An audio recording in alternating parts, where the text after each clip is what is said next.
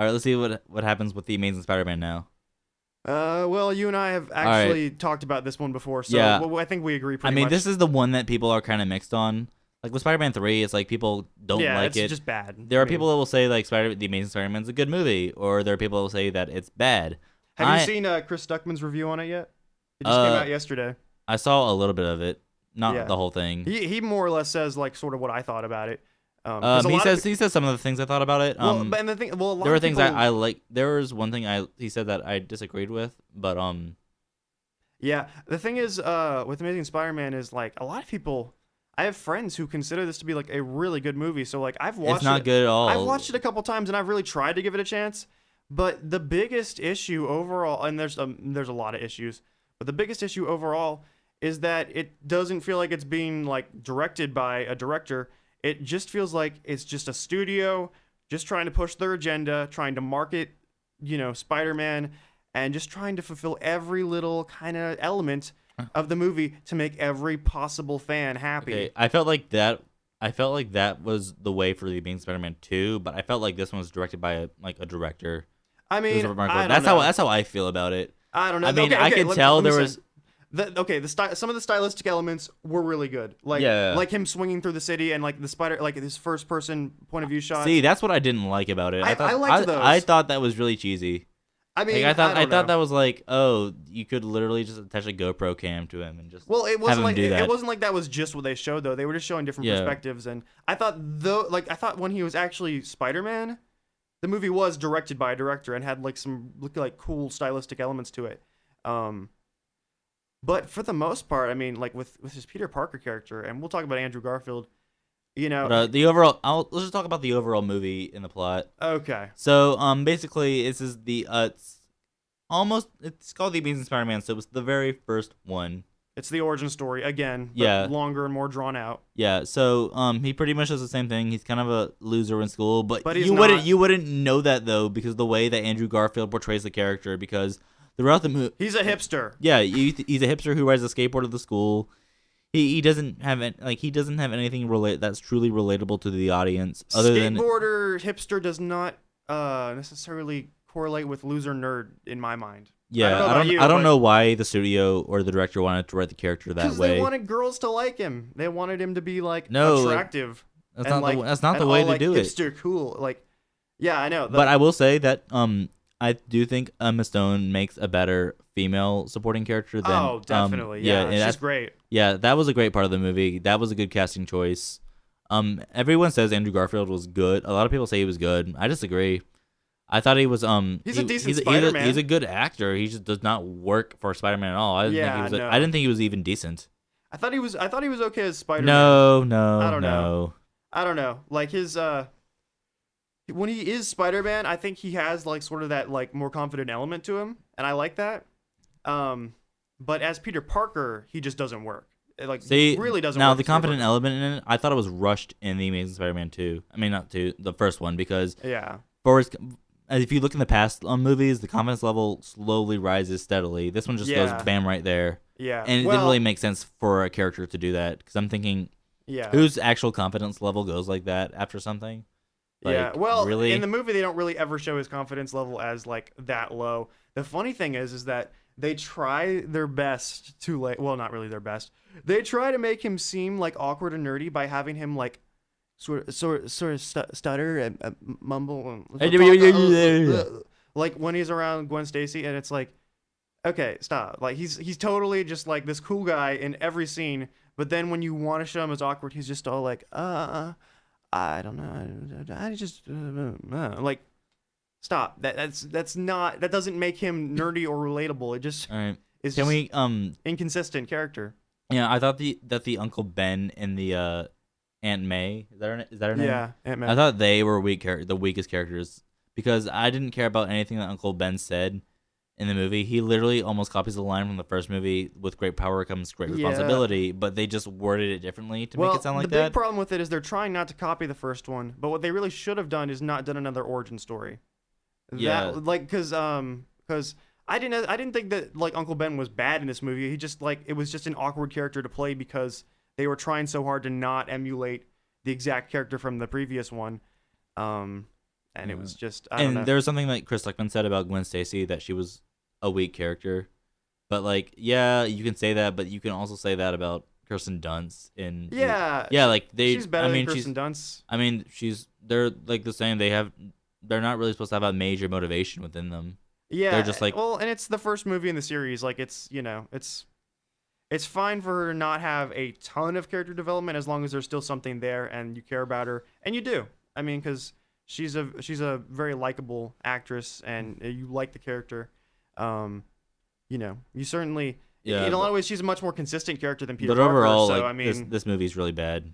yeah, I hate this My movie. biggest problem with it is like the tone is like okay, the tone is like all dark and gritty and like and crap, and then the overall plot doesn't really feel like a Spider-Man movie. It feels more like a sci-fi kind of thing because they explore all this element with like the backstory of Peter's parents and how like his father, like created this spider Yeah, serum like thing that I like didn't care about that at all. and then like how he gets his powers is so elaborate and over the top and it's insane. He like sneaks into like the Oscorp, laboratory where there's all those spiders all over the place. and he figures out how to get into the it's like locked and he figures out the combination somehow. so he's being a thief pretty much to get his powers. yeah, he's being a thief and he doesn't have any motivation to go in there. He's just like, oh, I'm curious, like, and they don't Curiosity killed the cat. they don't establish why he's like that curious about it. He's just like, oh, gotta go check this thing out.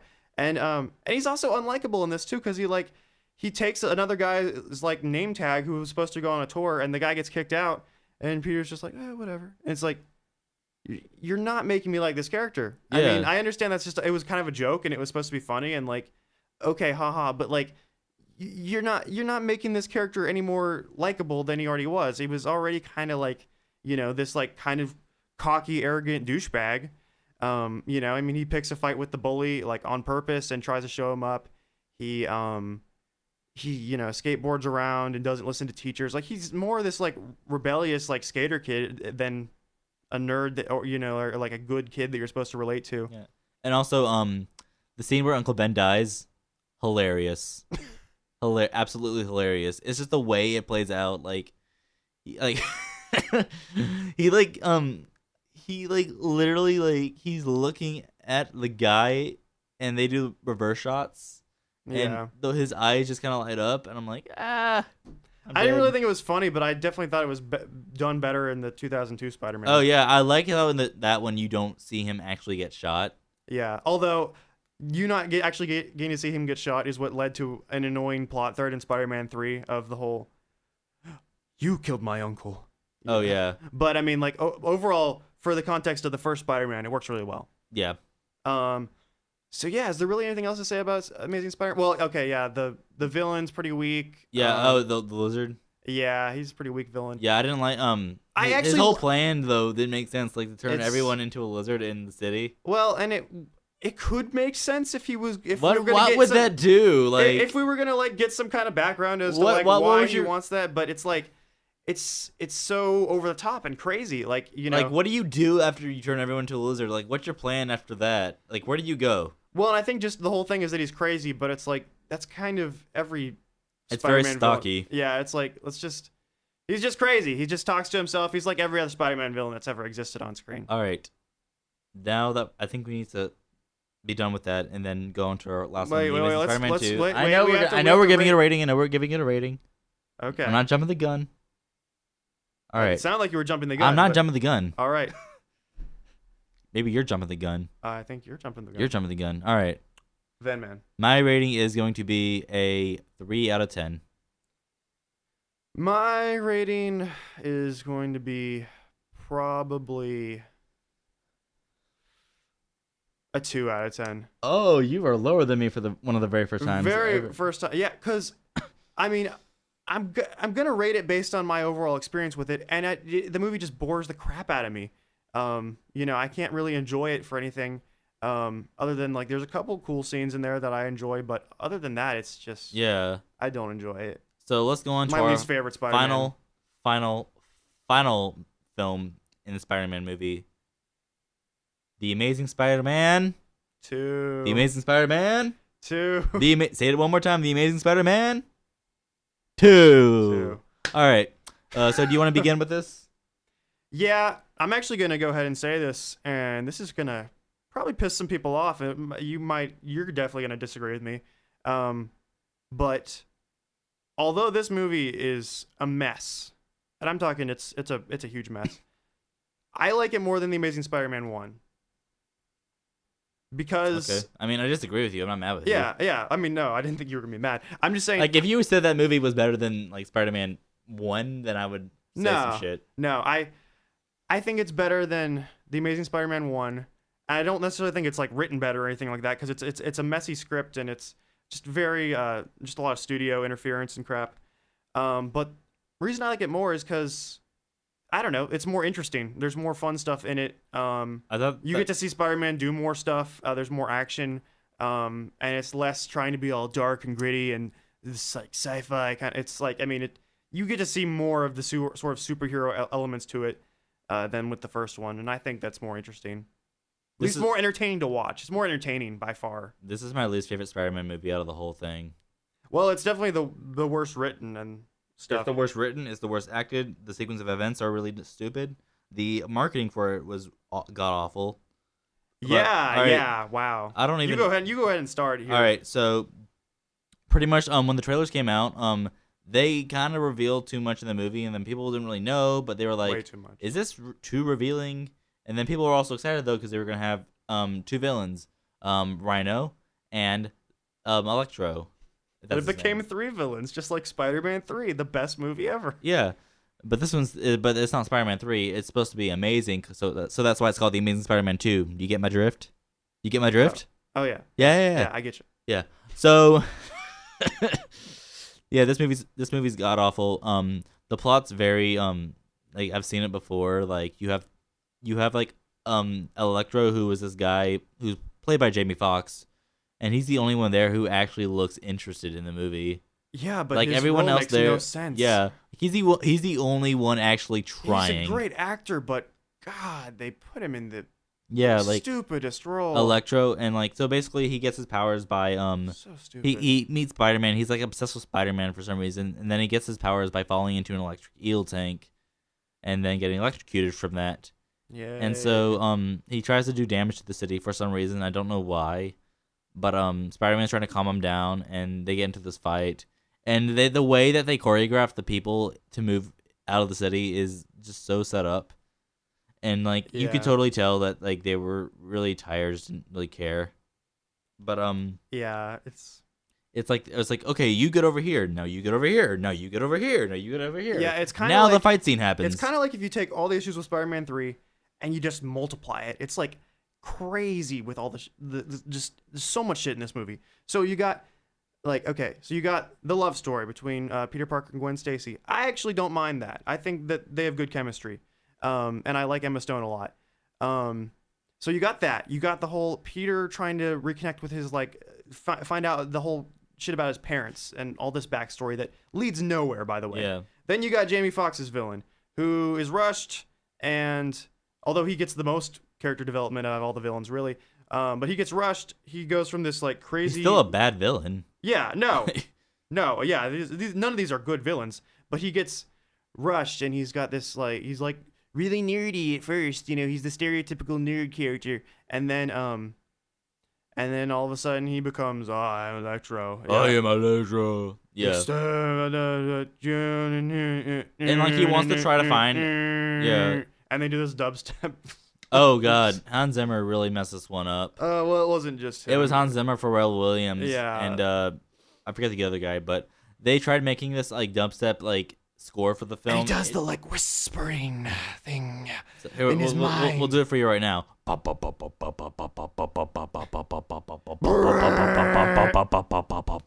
Anyway, yeah. But yeah, so okay, so you got that villain that's rushed. You have Harry Osborn, who really should have been in the first one. He was in the movie. Yeah, he was Really? Because I saw some scenes in the trailer and they weren't in the movie. Oh well, yeah. But Harry's character really should have been in the first movie because they have to kind of introduce him to us and then like rush his entire arc, and that gets really rushed. Although what's the name of the actor who played him again in this movie? James Dion or Dane Dion, I forget the name. Yeah, I actually like him as I actually like him as the character. I felt like he did his best with like the role. You kind of get the like implication that he's sort of this sort of like bratty kid who's like kind of trying to like do what he can to like survive because of the whole illness thing with his father. That like the whole Yeah, motivation I got it is, right. is It's Dane DeHaan. yeah, okay. Yeah. So yeah, I like him in the role though. I felt like it was good casting in that part, and I actually felt myself towards the climax actually sort of pulling for his character above anyone else's because he was the only one that like seemed to kind of have a motivation. You know, he's like, I don't want to, die. I need this blood. It was ridiculous. Like it's a very ridiculous plot, but I actually found myself at least enjoying his performance. Yeah. Like he was pretty good, and I would have liked to have seen more of him honestly, and I think he should have been in the first one, so that we could have established his character a lot better and not rushed him in this one. So you got him, and then we got the Rhino, but he's only in the last like 30 seconds of the movie. So I want to talk about Okay, so Gwen Stacy dies in this movie. That's pretty funny, isn't it? it's not funny that she dies. It's but pretty funny. The way that they do it makes it kind of funny because the whole like spider web hand thing is just cheesy. I was so shocked when I saw that. Like, why is that there? Like, why would you do that? Like, ugh. Yeah, And like the fact that like, okay, so throughout the movie, Electro needs power from like these things, and I'm thinking if he wants to go to the most powerful place in the city, why doesn't he just go to the power plant initially where they have the fight scene? Yeah, no, I mean it's all ridiculous, and It was amazingly bad. No and pun intended. all of it really was just trying to set up the whole Sinister Six movie they were gonna do, and then the series got canceled. So. Yeah. So, really unfortunate. Personally, even though I didn't like the Amazing Spider-Man series, I kind of wish that they had just done a third one just to sort of end the story somehow. No, I mean, I wish they had done that. What is wrong with you? Because there's no closure at this point. You know, who cares? It's like, you don't need closure all the time. Well, yeah, I know. I'm just saying they could have finished it, and they could have redeemed themselves a little bit by making a decent third one. But I mean, I agree overall. Like that rebooting it is the best thing to do. Yeah. Let me talk though a little bit about the stuff I liked with this one. I know you don't like anything about it. Nada. I like the tone in it somewhat. It's a little bit lighter. I like the chemistry between Andrew Garfield and Emma Stone. There's some like fun stuff in there, and I don't dislike this one as much as I dislike the first one. Like I really don't like the Amazing Spider-Man 1 just because none of it's memorable, and I find it to be just really boring. But this one, if I just shut my brain off, I can enjoy it a little bit, but it's still pretty bad. All right. Well, we're running out of time here, so what are you gonna give this movie? Gonna give it probably a 3 out of 10. All right, I'm gonna give it a 1 out of 10. Oh, you hater! No, It's pretty bad though. Yeah, it's absolutely terrible. It's amazingly bad. The amazingly bad Spider-Man. So real quick before we go, let's talk about Spider-Man and Civil War, the new Spider-Man. Oh, yeah, Tom yeah. Holland. I think it looks stupid. That's I understand that they're trying to like replicate a sexy Spider-Man, but their replication Wait. within the You film said is 60s Spider-Man, right? whatever did it come from? No, it just sounded like you said a sexy Spider-Man. A 60s Spider-Man. And I just wanted to clarify that he's not saying that. I mean, he could be a sexy Spider-Man. Who knows? I mean, yeah. I mean, that'd be good for you, right? Oh yeah, definitely. Yeah, but anyway, yeah. So they're trying to replicate a 60s Spider-Man in the film, and I just don't think it works at all. The costume design looks really dumb. I felt like they didn't really put enough effort into the design. And I know people will try to argue with me and say, "Oh, it's just a 60s Spider-Man, man. Like, why are you being such a hater?" Yeah, I'm like, do you understand in Batman v Superman that the suit looked good in that movie, even though the movie's actually terrible? See our other podcast for that. Yeah, but yeah, even this like was the shit. Batman. This was shit. That was shit. That was shit. That was good, but not great. And that was shit. Exactly my words. Yeah. Even though that movie was like that, I will say that the Batsuit looked good, Yeah. and the one in the movie for the Spider-Man Civil War looks bad. Well, okay. Here's my view on it. They didn't put any designs on it. It's looks just like very very rubbery CGI kind of. That's what I didn't like about it. But here's the thing. We haven't seen the movie yet. I'm going to reserve most judgment until then because we're just gonna wait and see, because they just got the rights like recently to do like Spider-Man in Civil War. He wasn't even originally gonna be in it, so it's very possible they just shoehorned him in and kind of threw like some CGI in there. So when the movie comes out, I'll give it like my actual judgment and my actual thoughts. Yeah. But for now, I think we just don't know enough. I do think Tom Holland, from what I've seen of it, he looks like a good Peter Parker.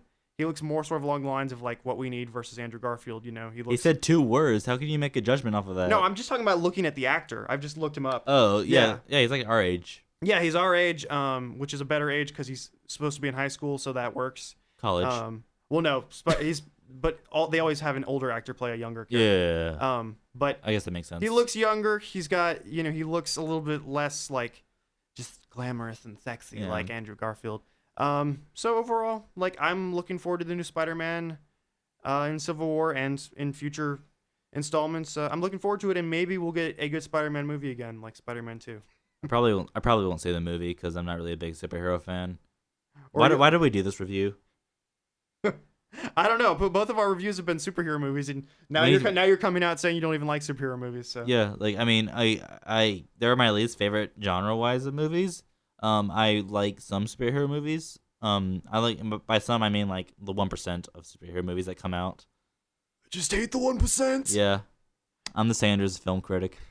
All right, well, that's all the time we have. And once again, this is the Film Pod. I'm Ivan Lichtenstein. And I'm JT Dubs. And you've been watching the Film Pod. See you guys next time.